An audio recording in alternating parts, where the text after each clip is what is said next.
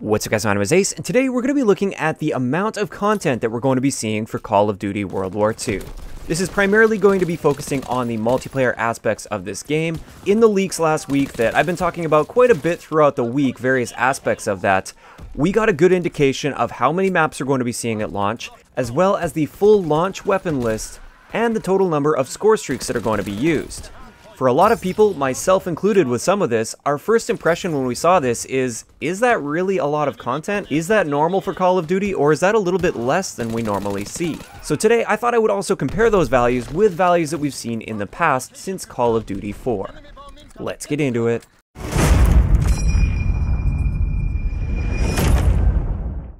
Alright guys, so before we get into this, just keep in mind, as with all of the leaks that I've talked about throughout this week, these are leaks. They were taken from the in-game code, so they are actually in the code. It's not like somebody's just making these up out of thin air, but at the same time, things could easily change between now and the actual launch of the game. So this isn't guaranteed to be 100% accurate. Also, as always, I will leave a link to the source in the description below. So first up, let's just go over the numbers for CoD WW2. Like I said, we're going to be focusing on maps, score streaks, as well as weapons. And we're going to break those weapons down into the different categories like assault rifles, SMGs, shotguns, sniper rifles, for instance. Starting it off, let's have a look at the number of maps we're going to be seeing. It looks like at launch, we're going to be seeing 13 regular multiplayer maps. And at first glance, I was thinking, wow, that's really not too many maps at launch to be seeing. Keeping in mind that that also includes Quarantine, which is going to be a bonus map for Season Pass holders. But keep in mind also, when I'm comparing with all the other previous Call of Duty games, I will be including those pre-order bonus maps as well as the Season Pass bonus maps, just not other DLC. I'm just talking about maps that are available at launch. But we're seeing only 13 regular multiplayer maps in the game, and that didn't seem like a lot, but then I remembered there's also the War Mode, and the War Mode uses completely unique maps. It turns out, based on these leaks, we're likely going to be seeing 4 war maps at launch. We've only seen one so far, which is Operation Breakout, and they've hinted at a D-Day map as well, which is going to be Operation Neptune, or at least that's how it's coded into the game. So in total, if we include the war maps, which I think makes sense because they are still multiplayer maps, they're just played within a specific game mode, we have 17 maps coming to CoD WW2 at launch. This is a much more appropriate number to what I remember with previous Call of Duty games, but like I said, we're going to be having a look at that later on. Let's move on to the number of streaks that we're going to be seeing in World War II. Keeping in mind this doesn't factor in any sort of variants. Right now, it's still kind of up in the air as to whether or not we will see Scorestreak variants in the game. It really could go either way at this point. I wouldn't be surprised if they had variants, and I wouldn't be surprised if they didn't have variants. But it looks like we're going to be seeing 18 Scorestreaks. After seeing this number, honestly, I didn't think anything was really out of the ordinary. It wasn't like the maps where my first impression was that it wasn't much content. 18 Scorestreaks is a pretty good number. So finally, let's have a look at the number of weapons that we're likely to be seeing at launch for CoD WW2. For the rifle category, it looks like we're going to be seeing 7 rifles. For the SMG category, it looks like we'll be seeing 6, LMGs 4, shotguns 4, and snipers 5. So in total, for weapons at launch, we're going to be seeing 26 weapons. And again, this was another number where at first glance, I was looking at it and thinking, that's really not a ton of weapons. But perhaps I was just remembering the past differently, so let's start compiling these numbers and comparing it to every Call of Duty since CoD 4. Kicking it off with the multiplayer maps, in CoD 4 we had 16, World at War was 13, Modern Warfare 2 16, Black Ops 1 was only 12, Modern Warfare 3 was 16, Black Ops 2 15, Ghosts 15, Advanced Warfare 14, Black Ops 3 13, Infinite Warfare 13, and then again, World War 2 we have 13 regular maps, as well as 4 maps that are dedicated to the War Mode.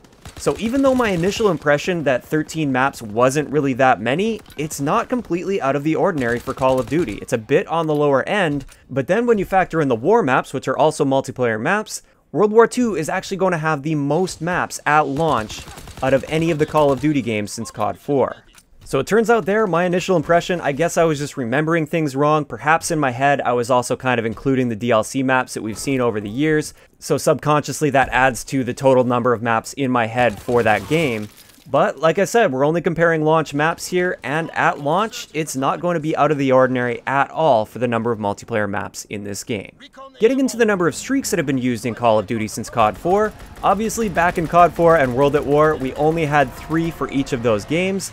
Then Modern Warfare 2 ramped it right up to 15 streaks. Black Ops 1 also had 15 streaks. Modern Warfare 3, because it had Assault as well as the support package, had 26 streaks. And keep in mind that I didn't overlap things, so if there was a streak that you could get with Assault as well as support like UAV, I didn't count that twice. We still had 26 streaks available in Modern Warfare 3.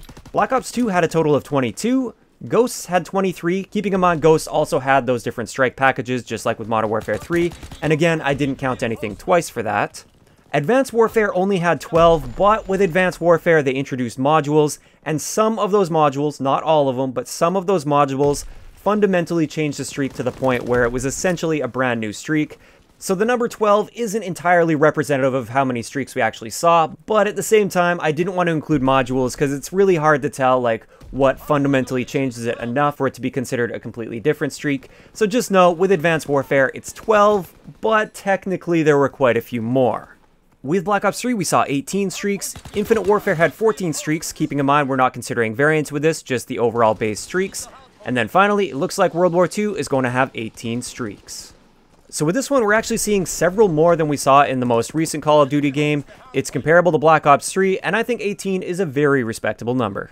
Moving on to the weapons, I'm not going to go into each one of the Call of Duties with each one of the classes of weapons. We're just going to be looking at the totals, but the chart is there so you can see for yourself. Again, this is only looking at launch weapons. We're not looking at any sort of DLC weapons or anything like that. Otherwise, Black Ops 3, for instance, would have a ton more weapons. But we're only looking at launch because we can't really see the future of World War II and what that's going to bring.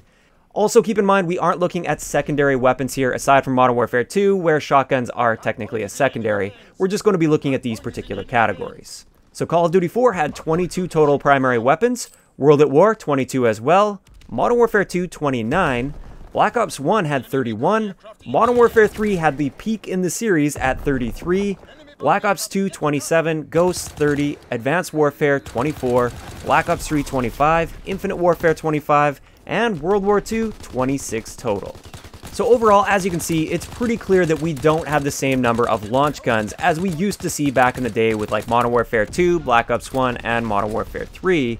And this is most likely due to the fact that the franchise has shifted more to post-launch weapons. Starting in Black Ops 2 with the Peacekeeper, Ghosts also had a couple, but it really started taking off in Advanced Warfare, Black Ops 3, and Infinite Warfare.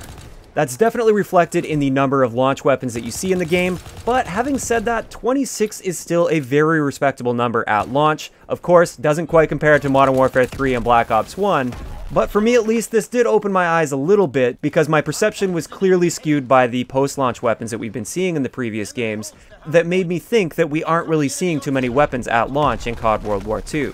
In reality, with CoD World War II, we're seeing the most primary weapons since CoD Ghosts.